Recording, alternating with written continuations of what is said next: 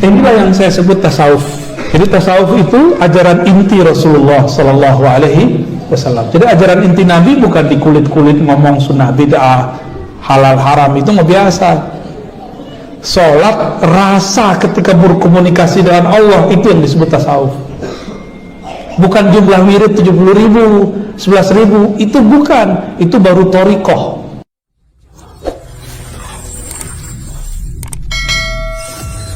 Kita masuk ke muqaddimah tasawuf sebelum masuk ke hikam yang pertama. Tasawuf, jika fikih objeknya adalah hukum fisik, baik yang terperinci disebut ilmu fiqh, mazahib, atau usul fiqh yang bersifat ijmali. Akidah berkaitan dengan ilmu aqliyah, qalbiyah, ya. Jadi tadi fikih objeknya apa? Hukum fisik. Maka fikih gak ada urusan dengan hati orang. Fikih tidak mengurusi sholat khusyuk. Fikih tidak mengurusi hati benci, hati iri. Maka jangan heran ada hafiz Quran irinya gak tanggung-tanggung. Jangan heran ahli baca kitab kuning hasadnya masya Allah, ya, tasbihnya panjang. Tasbih itu kan bab fikih, bukan bab tasawuf. Sanad tasbih ahli fikih, ahli hadis. Zikirnya kalau punya teknik baru masuk ke thariqat. Kalau nggak ada tekniknya masuk ke fikih semua. Jadi jangan ketipu dulu ada orang bawa tasbih sufi, belum tentu. Siapa tahu dia suka film Korea.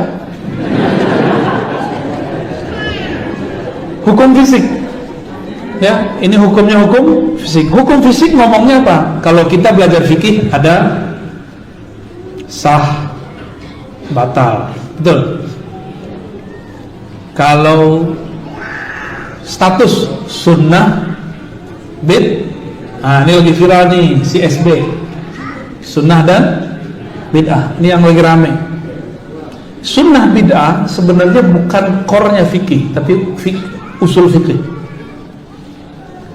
Dan konyol sekali ketika ada yang bertanya, apa hukumnya Ustadz? Ustadznya ngomong hukumnya bid'ah. Ani mau tanya sama antum, di kitab ada nggak hukum namanya bid'ah? Hah? Hukum cuma 5, bener? Apa ada yang 5? Kok ada sunnah sih? Mana ada hukum namanya sunnah? Berarti usul fikihnya 5 semua nih. Ini Ustadz kalau ngomong hukum sunnah kacau itu. Hukum pertama apa? Wajib. 2, mustahab atau mandub, nggak ada sunnah. Sunnah itu nanti belakangan, fuqaha mutaakhirin. Coba cari lagi deh kitabnya. Waraqat, ketemu nggak hukum namanya sunnah? Baru fikih-fikih hadarin mutaakhirin menyebutkan hukumnya ini boleh disebut nafilah, sunnah, tatawwu. Itu belum mutaakhirin, tapi itu istilah gharib. Ya, anqarahu ahlul mustalah. Enggak diterima oleh ahli istilah. Jadi kalau kita ditanya orang secara ilmu, bukan secara awam. Kalau orang awam nanya hukumnya apa Pak Kiai ajengan, kita jawabnya sunnah, boleh. Tapi kalau ngomongan sesama guru, saya kan juga guru di pesantren, ya. Sama-sama guru kita, beda nasib aja. Satu jadi wali kutub, satu jadi wali utub. Antum wali kutub ya, kutub utara masa 8. Baik. Nggak ada namanya sunnah bid'ah, itu status amalan ini. Jika tidak ada dalil yang menyokongnya, maka dia tidak dianggap dalam syariat, disebut mengada-ngada. Jadi itu sebuah jinsiyah, kelamin lah kira-kira begitu, bukan sebuah hukum. Dan anehnya ustadz-ustadz yang katanya ngaku ahlu hadis, tamatan Timur Tengah, itu kalau ngomong hukumnya bid'ah, ya salam, ente nyantri aja lagi di Mall Muhajirin, ya enggak? Ini aneh bagi saya orang-orang begini, ya salam. Kita mau ngomong apa kepada orang yang sudah bergelar macam-macam di belakangnya, ya? Ada lulusan L, C, lulusan Ciputat, tuh teteh semuanya ustazah, LC semua, lulusan Ciputat. Ini namanya apa nama tempatnya? Pakai C juga? Enggak. Oh, Cipasung. LC juga dong. Lulusan Cipasung. Lulusan Covid juga ada. Oh, berarti antum mau S2 ntar Magister Covid, MC.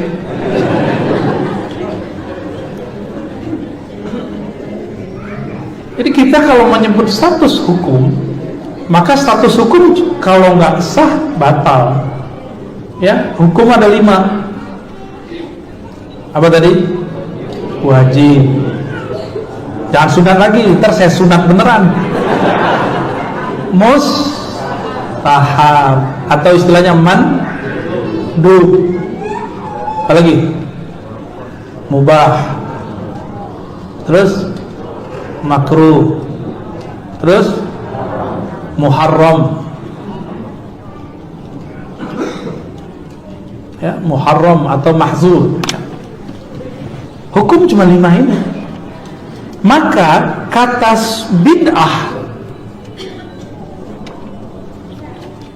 bid'ah mesti mengikuti 5 jenis hukum ini. Ada bid'ah yang wajib. Di zaman Nabi ada sekolah nggak? Ada. Tapi sekarang fatwa ulama pakai sekolah wajib nggak pakai? Wajib tuh, pakai membuat fatwa baru nih. Wajib, maka bid'ahnya wajib. Di zaman Nabi nggak ada. Coba Abu Bakar sarjana apa? Hah? Sayyidina Ali belajar kitab Kifayatul Awam nggak? Kan enggak. Ada bid'ah yang mustahab atau mandub. Ada bid'ah yang mubah. Yang mubah itu yang kita sebut al-muamalat, al-aslu fil muamalat lil ibahah. Maka semua persoalan muamalat bid'ahnya boleh. Saya mau tanya, bank itu masuk ke bab muamalat ini atau masuk ke bab riba? Nah, itu PR-nya orang MUI. Coba mohon maaf Pak Kiai, kalau kadang-kadang kita bisa beda pendapat dan pendapatan.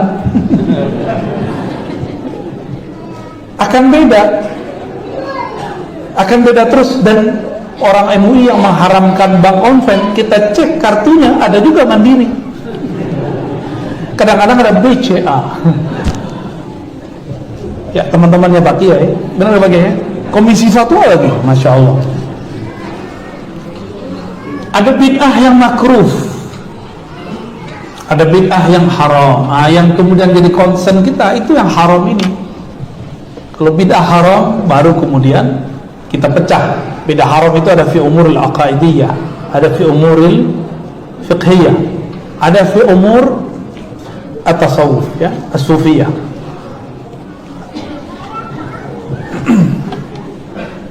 Oke. Jadi ketika ada orang bertarekat, jika di fikih ada mazhab benar. Dalam akidah ada namanya firqah atau manhaj, kita sebut manhaj saja. Maka dalam bab tasawuf namanya apa?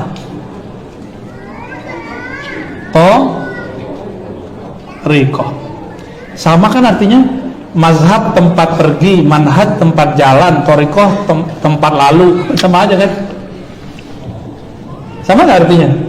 Cuma perbedaan isti'mal aja, isti'mal lughah. Kalau kita buka nih kitab Usuluddin, itu disebutkan haza thariqatu Abil Hasan al-Asy'ari, nggak disebut istilah manhaj. Karena sekarang lagi rame aja orang ngomong manhaj, begitu bedain. Manhajnya tidak salaf, padahal pesantren ini kitabnya salaf semua. Jika berfikih mesti ada mazhabnya, belajar akidah mesti ada manhajnya, belajar tasawuf mesti ada thariqahnya. Gitu ya, mesti ada thariqahnya. Tentu berbeda antara thariqah santri guru dengan thariqah orang awam. Orang awam tuh maunya langsung zikir, wiridan, ijazahan. Kalau guru santri maunya kitabnya apa? Ada di mana amalan ini? Di kitab bagian mana, bab apa? Itu perbedaan thariqahnya. Sama-sama Naqsyabandiyah, sama-sama Qadiriyah, sama-sama Tijaniyah, sama-sama Idrisiyah, akan beda hasil. Karena satu thariqatul ulama, satu thariqatul awam, akan berbeda ya. Kalau orang awam zikir supaya sakti. Kalau ada ustadz zikir pengen sakti, ente awam dalam tasawuf walaupun ahli ilmu fikih. Zikir biar haibah, atau haibah, biar karismatik, ya salah. Itu punya Allah, nggak usah diambil. Ya, zikir mahabbah, ada kan? Itu punya Allah, jangan diambil. Zikir supaya muslimat tertarik. Namanya pelet, thariqat al-peletiyah. Ada musyidnya nggak di sini? Puasa 7 hari, ya salah. Itu bukan tasawuf. Tasawuf, coba mazhab, manhaj, fikih, ini semuanya untuk menunaikan din dengan perangkat fikih, akidah, dan tasawuf. Adapun wirid zikir yang gunakan untuk pelet, untuk jalbur rezeki, narik rezeki, itu bukan tasawuf. Tasawuf bukan itu. Zikir supaya mengisi kekuatan di tangan. Inna batsya rabbika lasyadid. Itu bukan tasawuf. Dulu saya kolektor begituan. Jadi ente punya, aneh tahu. Jangan sembunyi dari kita ya, sesama pengamal. Orang pelet saya ngerti, insya Allah ya. Wah, ada nih ya. Ada sesuatu dalam dirinya nggak beres. Berarti dia nggak merasa sempurna sehingga dia perlu zikir pelet-pelet. Ya, termelet, lidahnya keluar tuh. Kayak bibir begini, terus gila keluar. Ya. Apalagi pakai jimat, ustaz pakai jimat, ya salah. Berhenti ente jadi ustaz. Ada yang punya jimat nih, keluarin sini. Repot. Lagi ngasih kesurupannya. Gak usah yang gitu-gituan. Itu bukan jalan menuju Allah. Hadis sederhana aja, antum sudah tahu semua. 70,000 min ummati yadkhuluna al-jannah bighairi hisabin wala azab. Ya, Nabi ngomong begitu, ada 70,000 umatku masuk surga tanpa hisab dan azab. 70,000, sahabat Nabi 124,000. Terus kita di mana tuh? Ya, pantesan antum melat ya. Nggak masuk tuh. Ramai lah mereka malam itu, ada yang nggak bisa tidur, ada yang diskusi, ada sahabat yang debat, terus dia kemudian detailkan. Nabi dulu pernah ngomong gini, nggak ada satu pun yang dapat.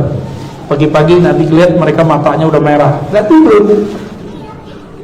Jadi dulu sahabat-sahabat itu mereka adalah mahasiswa malam, ya, study of night, bukan study ya, student of night student. Itu mereka orang-orang yang mencari ilmu di malam hari. Itu Nabi sebelum pulang, nanti Nabi ngomong suatu kalimat dan mereka muzakharahkan selalu. Pagi-pagi Nabi tanya, kalian ribut kenapa? Kok matanya pada merah-merah semua?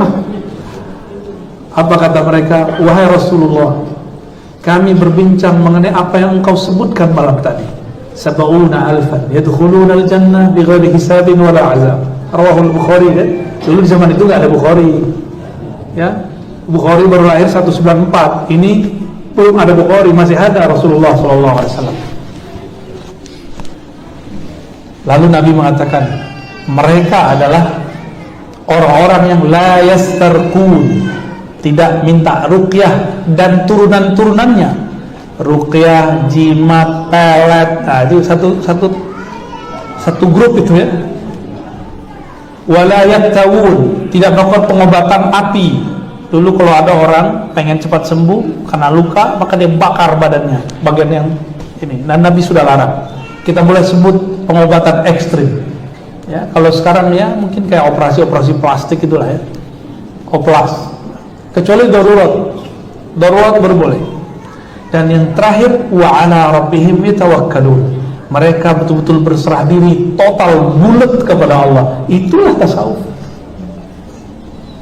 Sekarang orang terjebak pada ruqyah, mantra-mantra, apalagi jimat-jimat, pengisian energi. Ya salah. Mau sampai kapan begitu? Nggak usul-usul kepada Allah. Yang tidak dihisap itu karena dia sudah nyampe langsung ke Allah. 70.000 ini nggak dihisap, nggak ada mizan timbangan, bahkan dia nggak tahu kalau ada siratal mustaqim. Bangkit dari alam kubur, langsung dibawa kepada Al-Quds, terbang ke mahsyar kedua, sampai di mahsyar kedua langsung dipanggil oleh Allah dengan cahaya aja. Rasulullah yang jemput, dibawa langsung kepada surga. Karena Rasulullah yang membawa, para nabi yang lain bengong. Itu siapa itu? Yaghbituhumul anbiya wasyuhada, dalam hadis Imam Ahmad. Para syuhada, para nabi iri melihatnya.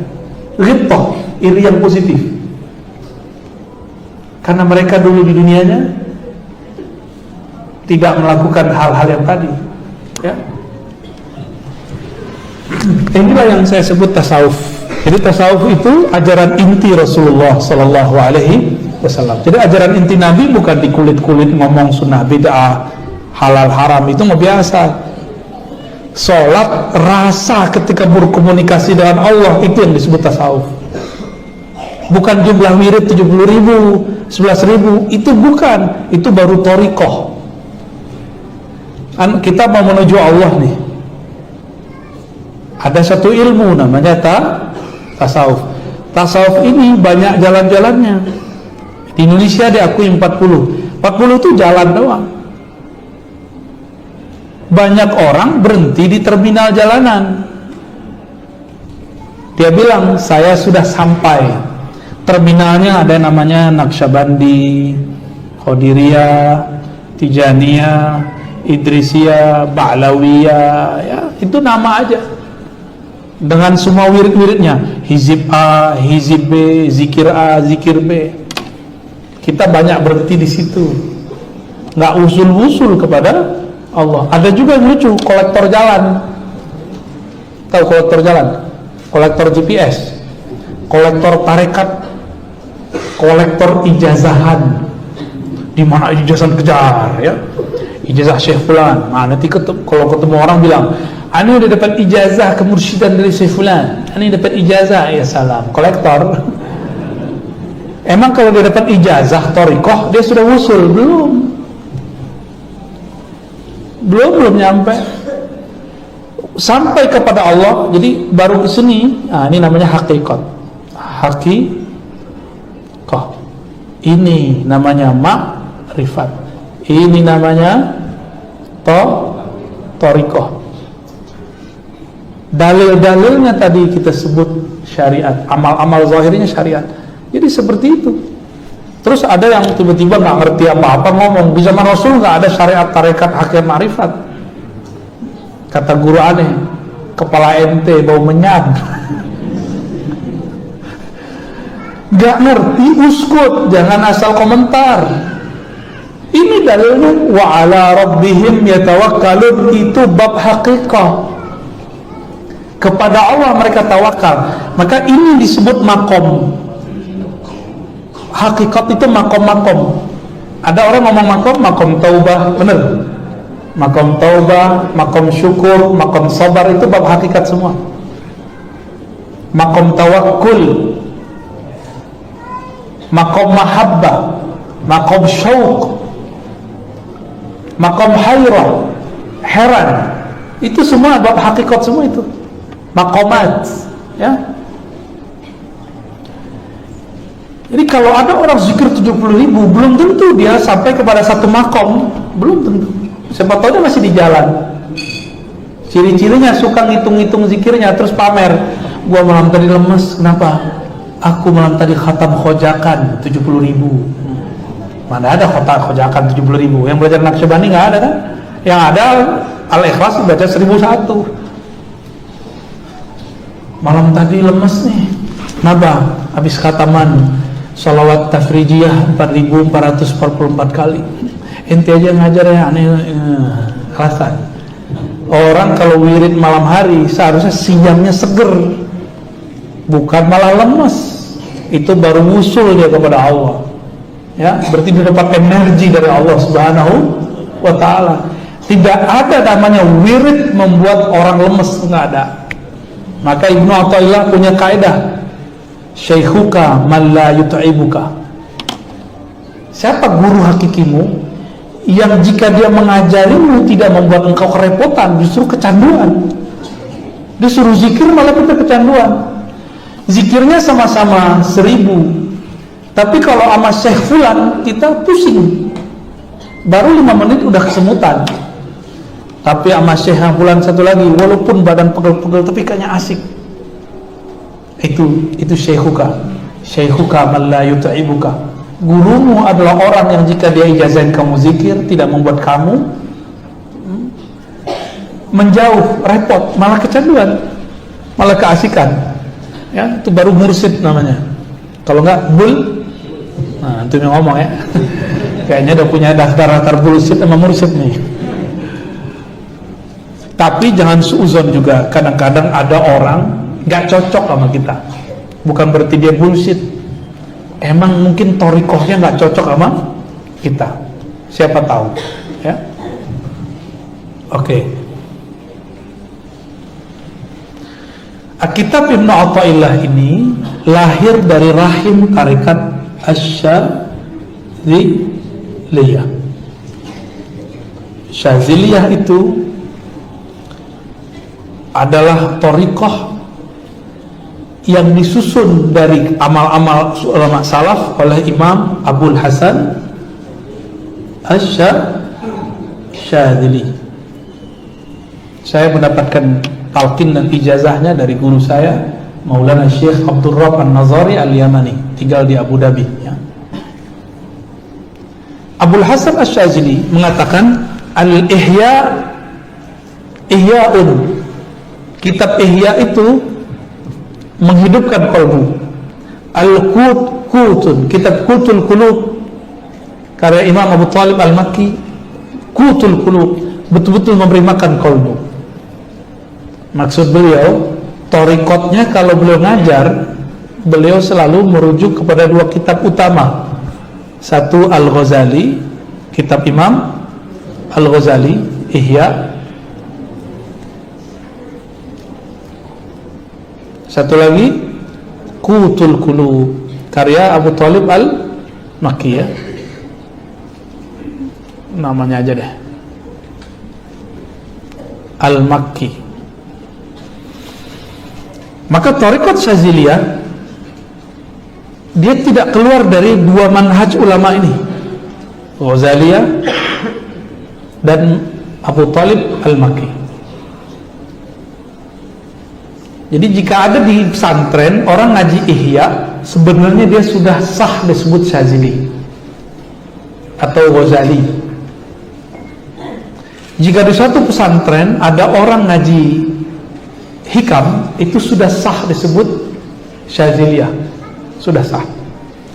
Karena thariqat turuqul intisab namanya, cara supaya sah terhubung kepada ulama thariqat. Pertama, qiraatu kutubihim, ngaji kitab mereka, itu pertama ya. Yang kedua, dihafalin ya. Pertama apa? Qiraatu kutubihim bi asanid dan mutassilah, tentunya dengan sanad yang nyambung. Yang kedua, akhzu talqin, mengambil talqin dari gurunya, mursyidnya. Yang ketiga, al-ijazah, ijazah umum, amah atau khassah. Dan yang keempat yang paling penting, as-suluk was-suhbah, bersuluk dan bersuhbah, berkhidmah kepada guru. Itu lebih cakep. Antum zikir sehari semalam itu untuk diri sendiri, Tapi kalau khidmah kepada guru, kita sedang menghancurkan ego kita sendiri. Ya, itu thariqah aqrabut turuq ilallah, cara tercepat kepada Allah. Itulah thariqah Syekh Hasyim Asy'ari ketika beliau diperintahkan Syekhana Khalil untuk nyangkul, bukan ngaji. Itu aqrabut turuq ilallah. Ini yang dilupakan banyak santri, bahwa khidmah itu cara cepat menuju Allah Subhanahu wa ta'ala. Itu guruku sudah ridho, antum langsung usul aja langsung, nggak tahu gimana caranya ya. Itu hebatnya kalau gurunya wali. Kalau gurunya nggak wali belum tentu juga. Abul Hasan Syadzili punya murid namanya Abul Abbas.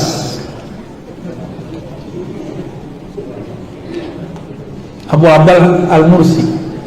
Abul Abbas Al-Mursi punya musuh yang suka membid'ahkannya.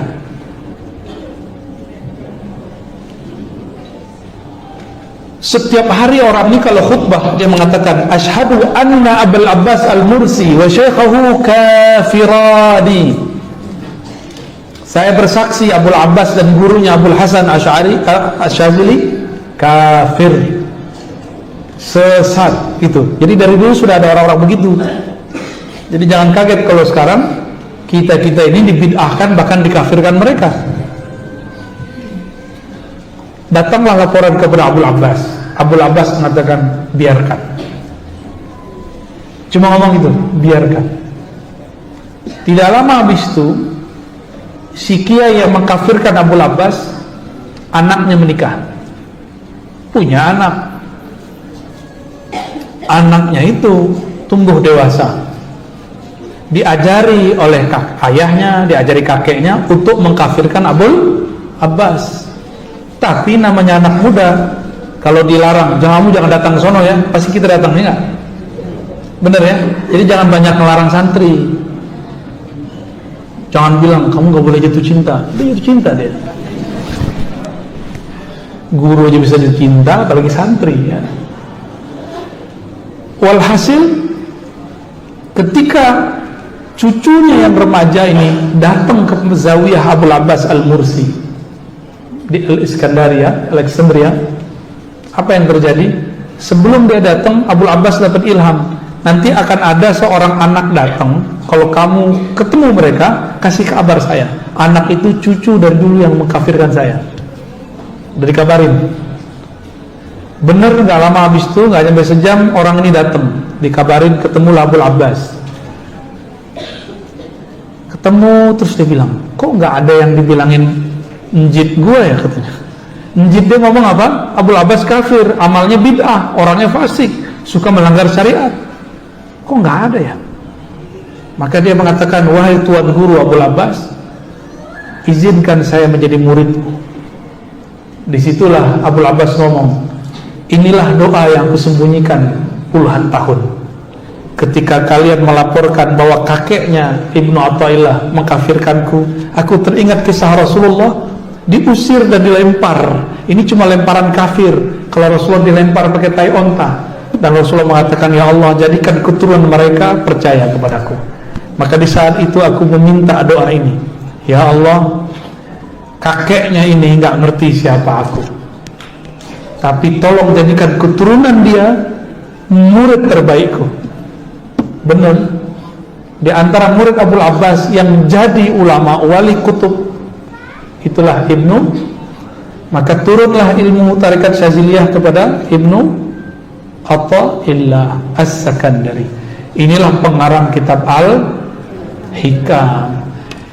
Ada yang menarik, dia datang lagi masih remaja, benar gak? Dia selesai suluk, umurnya belum sampai 30 tahun, dia sudah nulis kitab Al-Hikam. Maka Al-Hikam bukan untuk orang tua, tapi Al-Hikam untuk orang yang mau dapat faham. Jadi tolong diluruskan, Al-Hikam ini nggak boleh ada mitos di situ. Oh, kalau di Betawi itu mitosnya lucu ya, santri Betawi ya, kawan-kawan saya kan banyak orang-orang Betawi. Jadi giliran dengar kita buka majelis Al-Hikam, dia bilang, lu buka Al-Hikam? Iya, emang kenapa? Kalau lu buka Al-Hikam sebelum azan udah di masjid, katanya. Lu apa kaitannya? Pernah denger ya? Ini nih orang Betawi ngomong ya. Bener Cum? Tua bener lu ngaji hikam gitu ya. Masih mending mau jadi wali, nah itu canggih tuh. Kalau ada yang ngaji hikam dia bilang, wah wali lewat.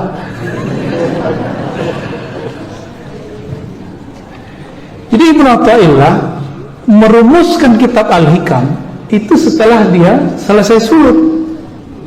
Bukan hasil zikir, tapi hasil rohaninya Mi'raj. Kan kaitannya dengan Mi'raj, benar nggak? Al-Hikam itu saya sebut oleh Mi'raj. Loh, wali kok Mi'raj? Ya iya, wali juga Mi'raj. Kan ada kalimatnya, as-salatu mi'rajul mu'minin. Aneh nggak? Mi'rajnya ruhani, bukan Mi'raj jasadi dan rohani seperti Rasulullah. Kalau seorang wali di-mi'rajkan kepada Allah, ruhaninya, alam ruhani itu, ini kan sekarang ini alam apa namanya ini? Kita di sini nih namanya alam malak.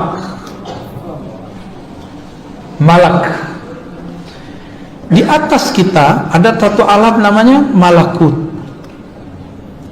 Alam malaikat. Di sini banyak zikir-zikir, isinya zikir-zikir.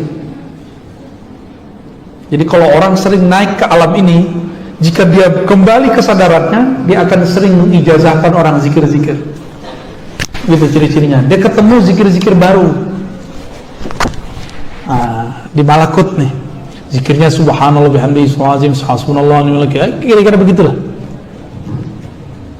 Jadi kalau ada orang sering naik ke alam malakut, dia akan suka wiridan. Ini ciri-cirinya. Ini di dalam diri kita semua loh ya. Di dalam diri kita itu ada malak alam nyata ini. Nah, dirasain. Benar, punya nggak? Coba cek dulu, ini pada sadar nggak nih? Pegang-pegang mukanya. Ayo pegang mukanya. Benar nggak malak? Oke. Di saat saya menjelaskan, ada imajinasi nggak di dalam? Itu alam lain. Di saat kita tidur, alam itu jadi nyata. Alam ini jadi tidak nyata. Maka orang mimpi ketemu Nabi itu benar-benar Nabi Sallallahu Alaihi Wasallam.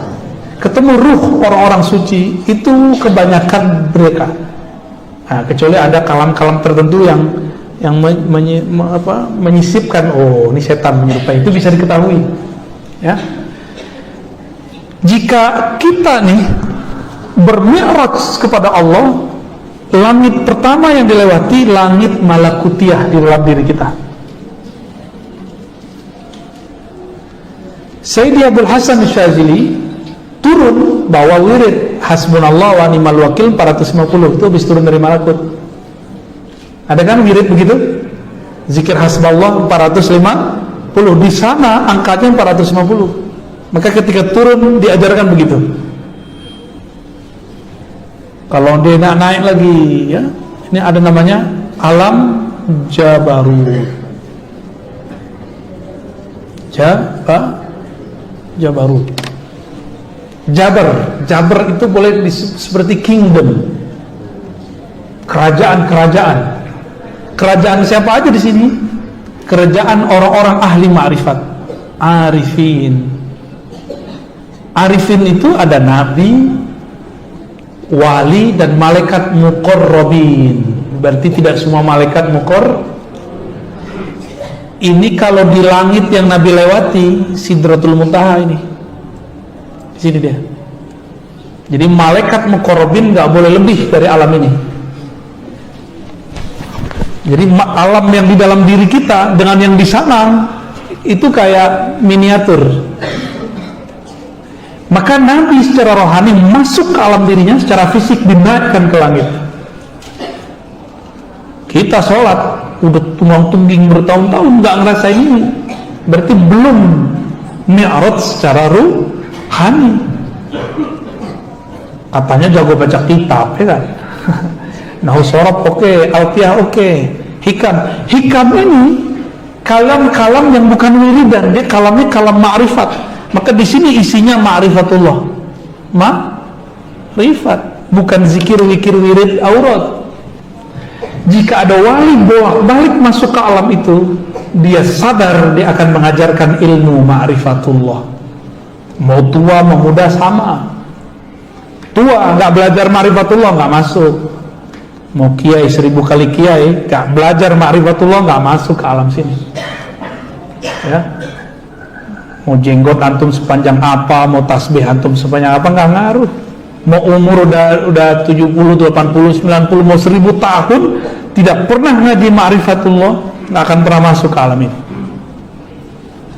Ya, jadi jangan terhijab oleh kitab-kitab kuning. Yang kitab kuning itu cetakannya juga banyak salahnya, benar nggak?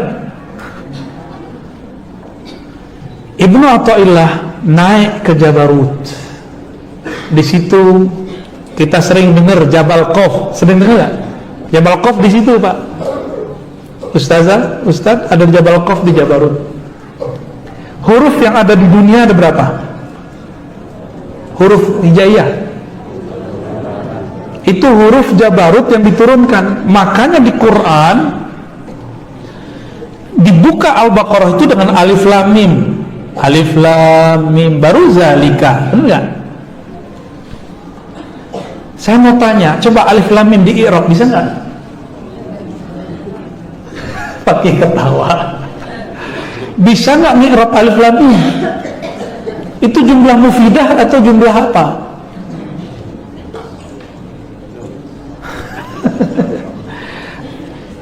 Imam Syuuti supaya orang awam nggak pusing ditulislah, itu bukan makna, itu cara menghindari. Wallahu a'lam bimuradih dalam tafsir Jalalain, benar nggak?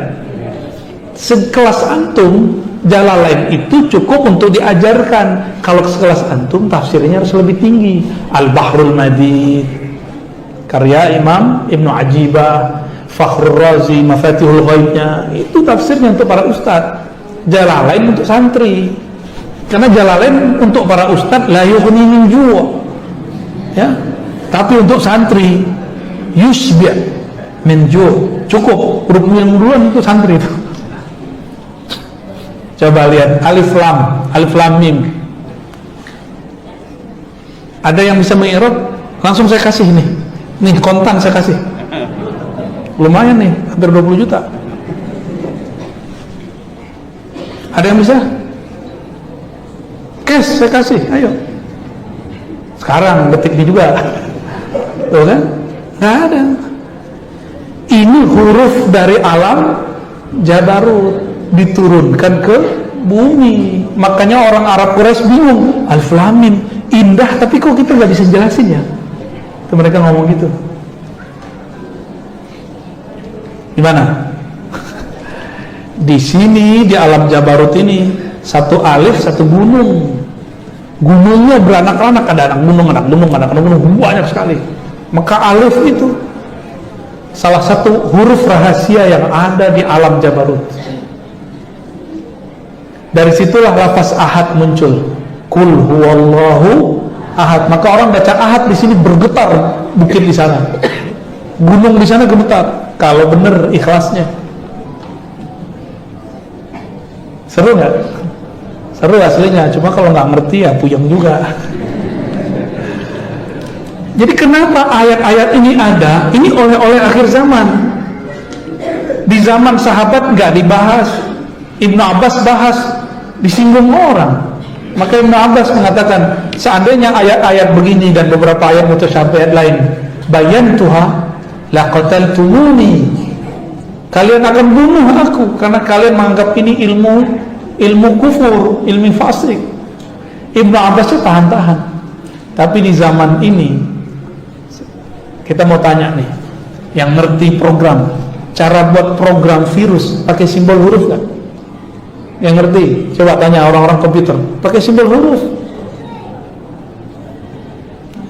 Coba lihat kalau laptop kita dipasang antivirus, lihat bagian belakang itu, jadi ada satu sistem jalan zzz, apa namanya saya lupa tuh. Kalau kita dulu nginstall ada cara yang paling jadul, huruf-huruf semua keluar. Sekarang udah nggak begitu ya. Saking udah canggihnya kita udah lupa cara-cara begitu. apa namanya tuh? Huruf itu ilmu teknologi pakai huruf. Simbol-simbol huruf itu penting sekali. Dan Al-Quran sebelum kemajuan teknologi ini ada, sudah menceritakan tentang rahasia huruf. Ya, maka kajian huruf itu kajian ma'rifatullah. Tentang ma'rifatullah isinya. Alif itu apa, lam itu apa, mim. Nah, nggak mungkin sekarang saya jelasin ya. Lain waktulah. Insya Allah. Yang manas-manasin ustadz lah ya. Kalau ustadz kitab kuning udah lewat semua. Kalau kitab Jabarut kan belum baca tuh. Yang udah baca kitab Carut Marut, aneh percaya. Di atas ini ada lagi. Di atas Jabarut ini. Pusing kalau nanti disebutin. Aneh kasih dah clue. Kan selama ini udah dengar Jabarut, pasti baru dengar ini Hahut. Tapi sebelum Hahut ada satu alam yang mesti dilewatin. Lahut dulu ya. Lahut. Terus Hahut. Tuh ada di kitab semua. Yang pernah menyinggung ini satu kitab yang dinisbatkan kepada Syekh Abdul Qadir Jilani, Sirrul Asrar, kemudian diulang kembali oleh Sidi Ahmad Tijani dalam Al-Faid Ar-Rahmani. Dia membahas tentang alam namanya Hahut. Hahut, apa itu alam Hahut? Alam ha ya. Ini bocoran nama aja deh ya. Cara nama aja. Kalau Lahut sudah dibahas juga di kampus-kampus. Alam ketuhanan. Bukan Tuhan sebagai alam, tapi alam dimensinya kepada sifat-sifat keilahian. Kitab Ibnu Athaillah berbicara di mana? Di Jabarut. Kalau ada kitab Al-Azkar Imam Nawawi ngomongnya di Malakut. Gitu. Ya. Kalau masih sibuk dengan hadis sahih tentang zikir, tidak sahih tentang zikir, dia masih di alam malak dia. Karena ada zikir pagi sore yang sahih, ya. Benar. Zikir pagi sore yang sahih, yang di luar yang sahih bid'ah. Itu dia masih di alam malak. Tertipu dengan ilmu-ilmu riwayat. Ilmu riwayat bukan untuk nyalahin orang. Kenapa? Ilmu riwayat yang pegang ahli hadis. Ini ahli thariqah, mereka punya riwayat sendiri. Nggak bisa lewat manusia langsung naik ke atas. Makanya tidak ada hizib yang dibuat-buat ulama. Hizib itu mesti izin dari sono. Ada namanya Ratibul Haddad. Benar? Itu beliau baru turun dari alam malakut, kumpulin. Ada hizib Al-Bahar. Tapi hati-hati, zikir ini ada pranknya. Tahu pranknya? Dia sama-sama hizib bahar, tapi dia bukan bahar malakutiyah. Ya, dia hizib bahar ala bumi, untuk lagi-lagi salah niat, untuk kesaktian. Di hizib bahar sudah ada ilmu Jabarut sedikit-sedikit. Makanya di hizib bahar ada huruf zikir kaf, ha, ya, ain, shad. Nah, coba lagi. Kaf, ha, ya, ain, shad. Sekali lagi. Kaf, ha, ya, ain, shad. Bulu rumahnya berdiri nggak? Enggak. Kalau benar baca makhorijnya pasti. Maka thariqah baca huruf makhorijnya harus benar. Itu sebabnya ada thariqah syatibiyah, thariqah jazariyah, ya, terutama jazariyah. Kalau benar baca makhorijnya merinding di sini. Kaf, coba baca. Kaf, belum. Coba satu lagi. Ha, dibuka mulutnya. Merinding nggak? Belum. Dibuka, lepasin, kiainya lepasin dulu. Masih bawa kiainya itu, jadi nggak bisa tembus.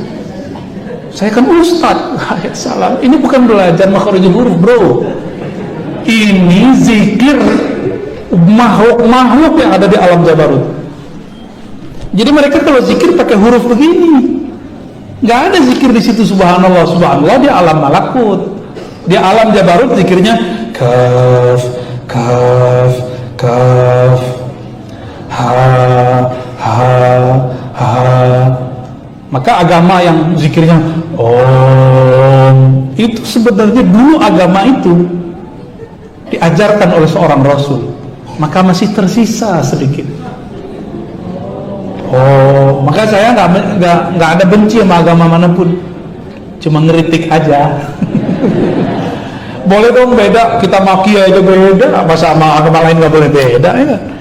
Perbedaan itu nikmat, indah, dan itu kan jalan. Antum mau milih jalan ini atau jalan itu sama aja. Dan sama, mohon maaf, antum berislam tapi sibuk dengan ritual-ritual fisik. Apa bedanya dengan agama yang lain? Antum berislam tapi cuma fokus dengan yang batin-batin, fisiknya nggak diamalin. Sama dengan agama kebatinan, agama sebelah juga. Al-Islam nggak begitu. Al-Islam maunya zahir dapat, batinnya sampai. Maka tidak ada namanya hakikat bertentangan dengan syariat, nggak ada. Sebagaimana seharusnya syariat tidak boleh menghalangi hakikat. Ini kiai ngomongnya kurang ajar, ngomongnya gini. Benerin dulu syariat ente, baru belajar thariqat. Ya salam. Justru cara benerin syariat belakai thariqah, baru bener thariqahnya, baru syariatnya. Emang dengan sholat antum pakai rukun 13 bisa naik ke langit? Gak yakin aneh. Maka dibukalah jalan rohani, dibukalah jalan-jalan itu. Ya, ini saya nggak niat ngaji ini loh tadi. Tapi karena di depan saya para ustadz lah ya. Kalau nggak dijelasin ya eman, kasihan. Jadi di sana mereka berzikir, ada yang satu kalimat begini diturunkan dalam Al-Quran. Kafa. Ada yang zikirnya lebih unik lagi. Ha, mim. Ada yang pakai ha, nyampe di sini ha. Itu zikir orang sana. Di Hizib Bahar ada kalimat Hamim 7 kali, benar gak? Hamim, itu lagi menirukan yang di Jabarut. Kok sekarang jadi carut marut untuk kesaktian? Ya salam, kita zikir bukan untuk itu. Kita zikir untuk mendekat kepada yang maha sakti, Allah Rabbul Izzati, bukan untuk kesaktian. Kalau kita sakit ya berarti kita manusia. Nabi aja pernah kena sihir. Tenang aja, kalau ente kekasih Allah, kena sihir diselamatin Allah. Kena COVID Allah sembuhkan. Kalau meninggal ya mati syahid, selesai, nggak ada masalah. Kita mati kena COVID, mati nggak kena COVID sama aja, mati juga, sama kan? Yang penting pulang-pulang bawa nggak ilmu ma'rifatullah. Kalau kualitas kita baru sampai alam malak, dicek sama malaikat. Ketemu malaikat Munkar Nakir, tanya, Tuhan lu siapa? Sebelum ketemu Munkar Nakir dihisap dulu. Dihisap semuanya, kopiahnya dari mana, maskernya dari siapa, satu kancing bajunya ditanya tuh, jilbabnya, itu apa namanya tuh? Bros, muka boros. Gelangnya, ditanya lama itu. Maka orang yang numpuk-numpuk rumah, numpuk-numpuk tanah, lama pertanyaannya. Belum ditanya Munkar Nakir, udah tersiksa duluan. Aneh nggak nakut-nakutin, mau menakutkan. Pernah nggak ditahan di imigrasi? Pas keluar negeri kita ditahan imigrasi, pernah? Kalau di Saudi mah biasa aja, paling diketusin. Orang Saudi ini kan sekarang kalau sama kita baik-baik, karena orang Indonesia kan paling rajin umroh. Umroh ditahan, alhamdulillah, ada bersyukur. Kenapa? Rasain lo Saudi ya. Dulu songong-songong sama kita. Kemarin umroh pertama disambut, bener nggak? Dikalungin mentang-mentang ya. Emang begitu mereka. Di Abu Dhabi kita salamin, orang pakai baju gamis, pakai apa namanya itu ya? Apa namanya Ustaz? Ya, batha apa sih namanya? Summah ya, apa namanya itu? Assalamualaikum, kita gituin, nggak dijawab, dikira kita TKI kali. Bener-bener ya, dalam batin kita bilang, tunggu aja waktu kalian. Yang kita ini kan pahlawan devisa. Umroh, saya tiap bulan, tiap pekan dulu ditawarin orang umroh gratis, dikasih duit lagi. Tapi kiai kita, kawan Pak Yai, Kiai Mustafa Yakub, bilang nggak boleh umroh kecuali sekali setahun. Nggak jadi. Flyer nyebar, udah giram tuh, udah kebayang dolarnya dapat berapa ya kan? Cancel karena hormat kepada guru. Alhamdulillah Allah berkahi. Jadi kita kalau patuh sama guru, barakallahu lana walakum, pasti diberkahi Allah Subhanahu wa ta'ala. Baik, kita coba tes baca kitab Ibnu Athaillah satu aja ya. Kalau ilmu malak, ilmu nasawah, min harfu jar alamati majrur, gitu ya, benar. Al-i'timad mudhafun ilaih ala, itu ilmu malak namanya, ilmu alam nyata. Kita nggak bahas yang begitu lagi ya. Itu nahwu sorof, bikin saraf.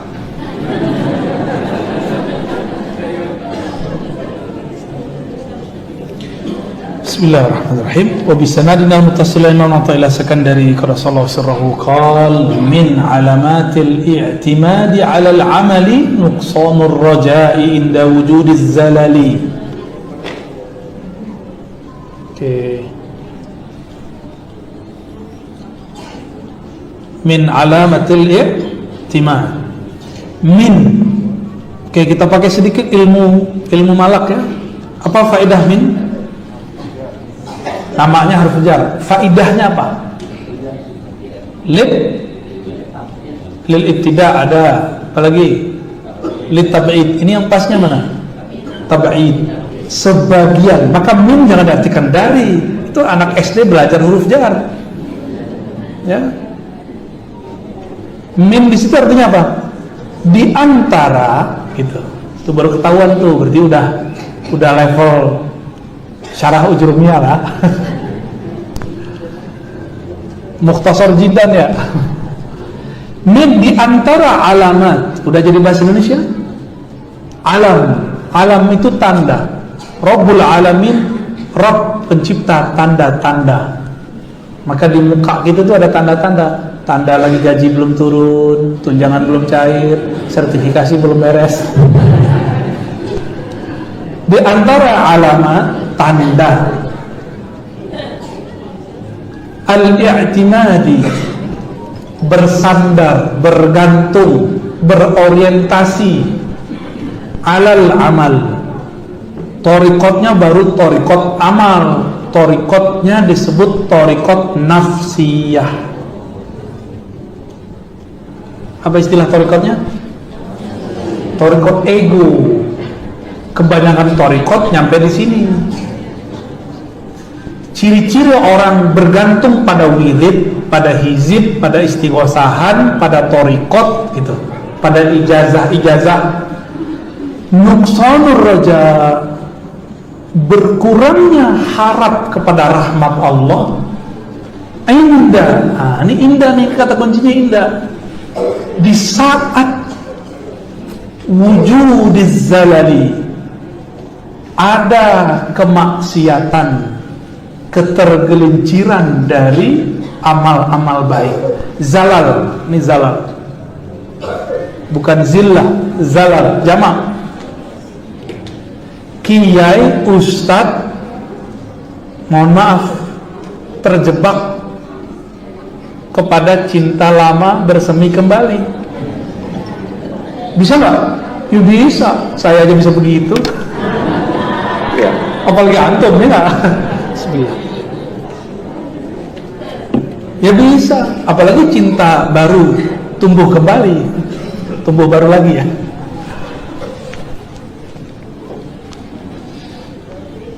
ketika itu terjadilah apa yang terjadi, ketemuan, lalu begini dan begitu, kita nggak tahu, masya Allahu ayyaqa. Putus asa nggak? Kalau putus asa, apalagi mohon maaf si perempuannya hamil, si ustadz kehabisan malak, dia bunuh itu perempuan, dia mutilasi. Ustadz mutilasi perempuan, kejadian nggak? Bikinnya enak-enakan, udah jadi bunuh. Padahal tinggal tanggung jawab aja, beres tuh, akan dong selesai. Mana ilmu fikih dia selama ini kan?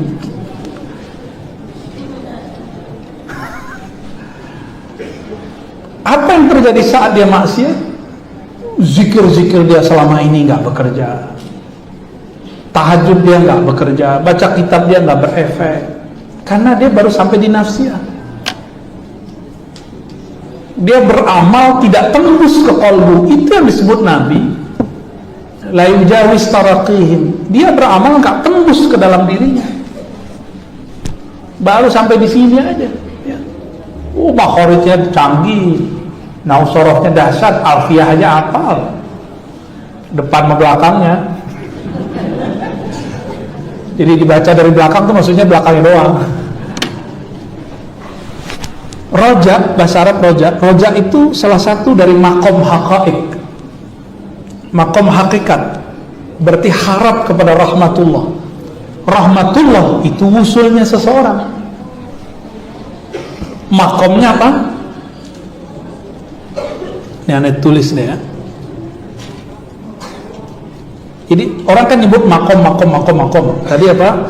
Syariat, terus tarekat, terus hakikat, terus ma'rifat. Nah, ini cara buatnya ya.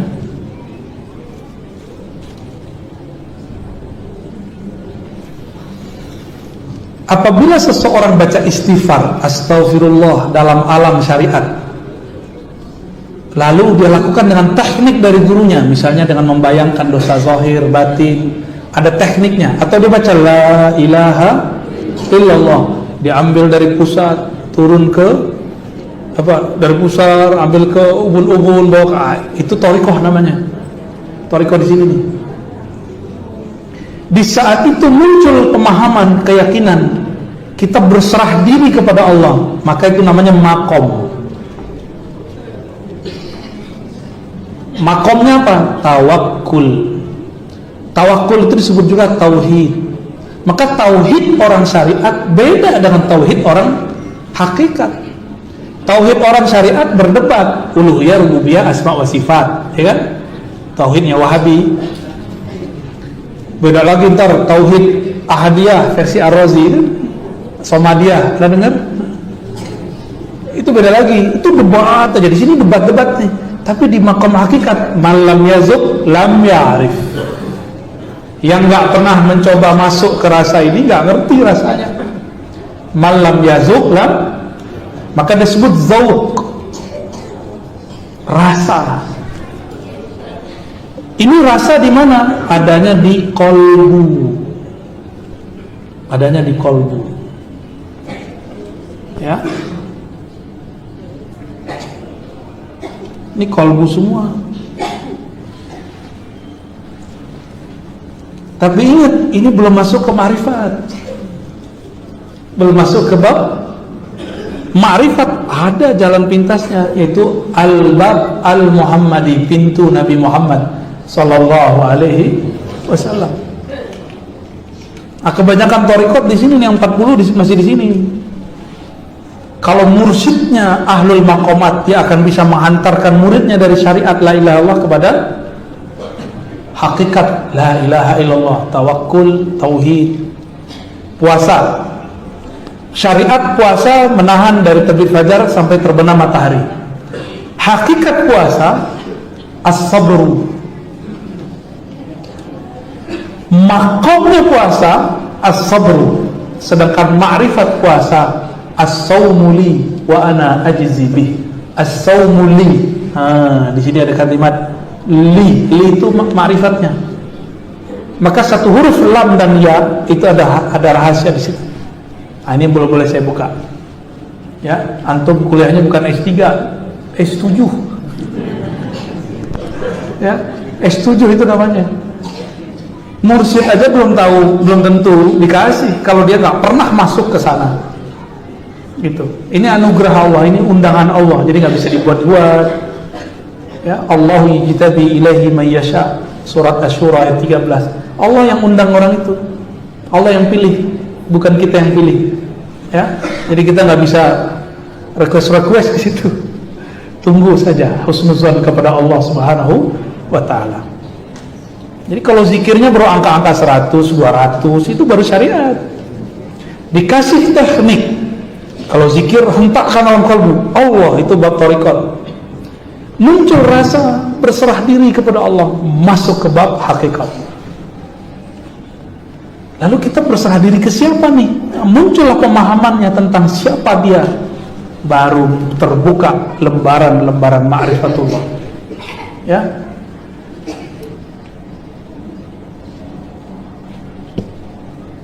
Ini baru satu hikmah ya. Ciri-ciri orang yang dia bergantungnya di syariat zahir, di sini dia baru di sini.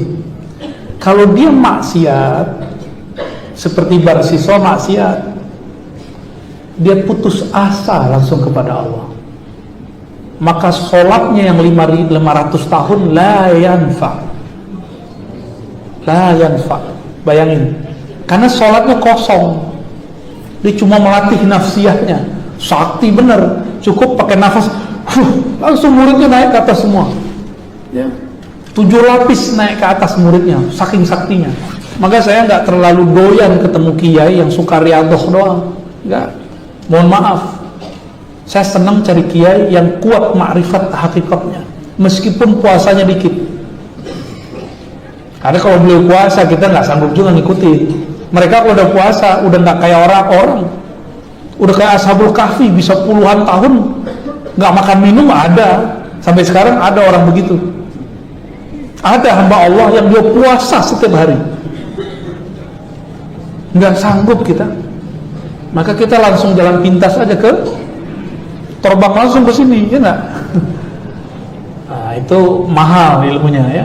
Sedikit sekali orang yang Allah persilakan ke sana, karena sangat sedikit yang mau meninggalkan sisi nasihatnya, jubah-jubah kekiaian keustatannya. Nggak laku jubah kiai ustadz kita di sana. Kopiah ini nggak laku. Dokter saya nggak laku di sana. Jadi kalau ditanya kamu siapa, Dr. Rozi, pulang. Disuruh pulang kita. Kamu siapa? Saya ketua cabang NU Purwakarta. Nggak laku di sana. Saya pimpinan pesantren, nggak laku. Di sini ada pesantren lain, nggak laku. Ya. Maka semua kita harus menemukan jalannya. Kalau enggak nanti cuma dapat nikmat Islam dan iman di dalam kubur, ihsannya belum dapat. Kita dipersilakan tinggal di rumahnya, tapi sang sahibul bait tidak pernah mau menemui kita. Tersinggung enggak? Oh, saya pernah ke suatu tempat belum lama ini. Saya datang enggak disambut, pulang enggak diantar. Saya ngomong ke santrinya, ini terakhir ada ke pesantren ente. Belagu amat kiai ente gitu. Nah, nafsiyah saya main, tersinggung. Padahal kalau nggak pakai nafsiyah dia biasa aja. Tapi saya kiaskan, oh ya Allah, baru di bumi kita dipersilakan, diantar, dikawal di mana-mana. Tapi sahib ma'hadnya nggak mau ketemu. Kita jauh-jauh dari Jakarta, dia di pelosok, belagu amat kan. Saya kemudian mikir, ya Allah, oh ini yang dirasakan orang nanti masuk surga, nggak ketemu yang punya surga. Tersiksanya bukan main. Kalau sama Allah kan nggak bisa tersinggung diusir masuk neraka. Kalau saya kan boleh tersinggung, saya diundang, ya kan? Kita diundang untuk haflahnya dia. Itu kejadian, ya mohon maaf. Ini kias, dan kita paham gimana mekanisme di alam sana. Tapi ketika saya selesai, batin kita usap, ya Allah, ampuni saya. Karena saya masih ego, masih pengen dihargai makhluk. Minta ampun juga Ar-Razi ya. Ternyata sisi nafsi Ar-Razi belum beres juga. masih tersinggungan sama orang. Malam tadi maka ketika kita datang 1:30, Pak Yai ternyata jam 12 bangun, nanya udah datang belum, menyambut. Itu saya terharu. Maka saya bilang kepada yang khidmah, sampaikan ke beliau nggak usah, istirahat aja, besok aja ketemunya. Itu aja saya udah senang. Ada orang sahibul bait yang ngomong, saya mau nyambut. Kita bilang nggak usah, yang penting niat batinnya sudah sampai. Allah ngabarkan, nanti kita ketemu ya. Girangnya bukan main itu orang. Ya. Orang yang mau wafat, Allah ngomong begitu. Hambaku, ya ayat Tuhan nafsul mutmainnah, irji'i ila rabbiki radiyatan mardiyah. Itu bahasa kalbunya, Pak. Wahai kekasihku, nanti kita ketemu di sana ya. Saya nggak bisa bayangkan indahnya. Sembari menunggu kita ditemenin oleh malaikat-malaikat Allah. Itulah sorga yang disegerakan di dunia. Bentuknya al-itmi'nan fil qulub, rasa tenang di kalbu, damai yang luar biasa. Tapi berbanding kuat, nafsiyah kita betul-betul dibakar. Maka kalau berjuang di pesantren jangan tersinggungan ya. Lagi keluarga dalamnya nggak boleh tersinggungan. Nggak jadi murid nanti itu anak. Murid-murid nggak jadi karena kiainya, gus-gusnya, ajengannya konflik. Coba aja saksikan pesantren kalau nafsiyah kiainya, ajengannya kuat, santrinya lama-lama bubar. Kalaupun ada santrinya songong kayak kiainya. Beneran, kita udah ketemu banyak potret-potret begitu. Dan saya kan salah satu produk itu. Makanya kalau lagi bahas yang tadi, muka songongnya kelihatan kan? Tapi kalau udah bahas bab begini, beda lagi, ganti-ganti muka kita. Ya. Karena di dalam diri kita ada semua chip itu, tinggal ditukar-tukar aja. Tadi itu lagi nyamar aja ya, biar antum panas ya. Biar mikir, wah ini ajaran baru nih. Tapi kalau udah masuk ke bab ini kan nggak bisa lagi. Ruh kita yang minta. Makanya dari tadi walaupun capek, lelah, pasti nggak bisa ngantuk. Ya. Kalau yang ngantuk berarti udah lelah banget hayati.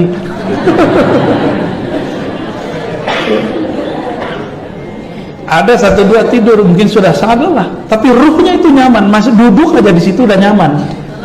Ya, duduk aja di situ.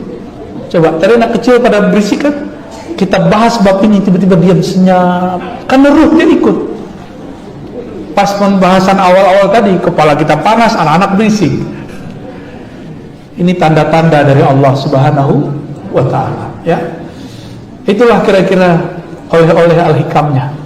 Jadi kalau disimpulkan ciri-ciri orang yang masih thariqatnya nafsiyah, imannya tergantung amalnya, bukan tergantung ma'rifatnya. Nah, ini saya buat terakhir penutupnya. Ada abid, ada arif. Kalau abid, imannya naik turun dengan amal, taat. Sedangkan arif, orang yang kenal Allah, imannya tidak pernah turun meskipun dia terjebak maksiat. Kenapa? Karena dia dengan ma'rifat. Kalau dia maksiat justru dapat ilmu baru, ilmu taubat. Ternyata taubatnya arifin beda dengan taubatnya abidin. Abidin taubatnya dari dosa zahir, kalau arif dari dosa batin. Orang putus asa kepada Allah itu dosa. Adab batin. Nah, maka ma'rifat ada di sini, adab. Jadi imannya abid naik dengan amal dan taat. Pede kalau udah malam tadi khotaman, senangnya bukan main. Kalau arif bukan dengan amal. Mau amalnya berapa nggak ngaruh. Yang penting ma'rifatnya. Bapak nih, para asatidzah, wirid zikir, mau zikir sejuta kali baru nyampe di sini, ya, mau nyampe di sini, belum masuk ke alam ya baru. Musuh umur dunia zikir gak nembus, mesti dengan ma'rifatullah baru masuk ke jabarutnya, ya. Nah inilah maknanya. Maka orang arif tidak berkurang imannya dengan maksiat, tidak bertambah imannya dengan taat. Biasa aja. Inilah makna kalam imam kita, al-iman la yazid wa la yanqus. Kan ada dua perbedaan imam, dua mazhab, bener. Iman naik turun enggak? Dua mazhab. Al-iman la yazid wa la yanqus itu mazhab Imam Abul Hasan Asy'ari. Saya pikir-pikir, kok di kitab lain Asy'ari bilang yazid wa yanqus, tapi di kitab terakhir dia ngomong al-iman la yazid wa la yanqus. Enggak nambah, enggak kurang. Kok bisa? Karena iman yang dimaksud iman ma'rifatullah, dan itu adanya di ruh. Kalau imannya orang awam, iman zahir yazidu bit ta'ah wa yanqusu bil ma'siyah. Jadi abid ini gawat, ini orang bisa su'ul khotimah. Inilah yang Nabi katakan, wallahi, kata Nabi, walladhi nafsi walladhi la ilaha ghairuh, demi ilah Tuhan sesembahan yang tiada yang berhak disembah selain Dia. Inna ahadakum la ya'malu amala ahli jannah hatta ma yakun bainahu wa bainaha illa zira' fayasbiqu 'ala al-kitab fayadkhulu fay'amal bi'amali ahli an-nar fayadkhuluha. Hadis Bukhari, ya. Saya ingat-ingat dulu tahun 2006 kita talaki dari guru kita Syekh Badi Sayyid Al-Ahad dari Damaskus menjelaskan ini.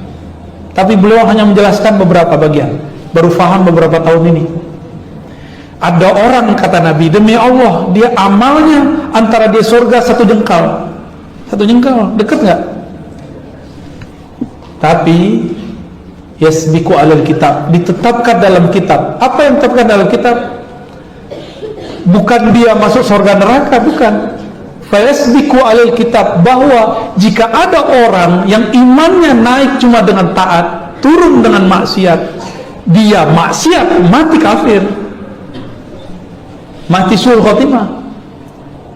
Kalau dia termasuk ahli ma'rifat, enggak.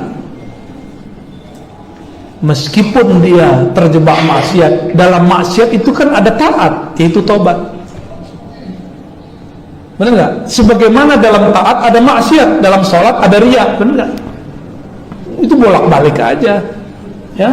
Udah bolak-balik, udah menutup tapi masih nambah lagi ya. Sholat, nih kita sholat, ini salah nih ya.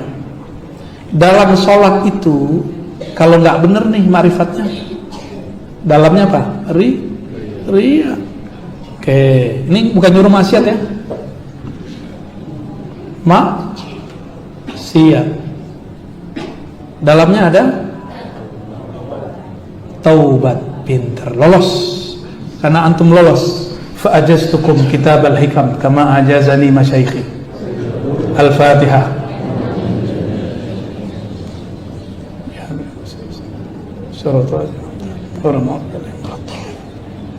Alhamdulillah rabbil alamin. Boleh pakai jalur Syekh Yasin. Saya ngambil dari Syekh Abdul Rabb An-Nazari, Syekh Abdul Rabb ngambil dari Syekh Yasin Al-Fadani, ya, atau dari Syekh Hasan Masyad. Beliau berdua ngambil dari Omar Hamdan dan bersambung sanad beliau kepada Imam Ibnu Athaillah As-Sakandari. Ya.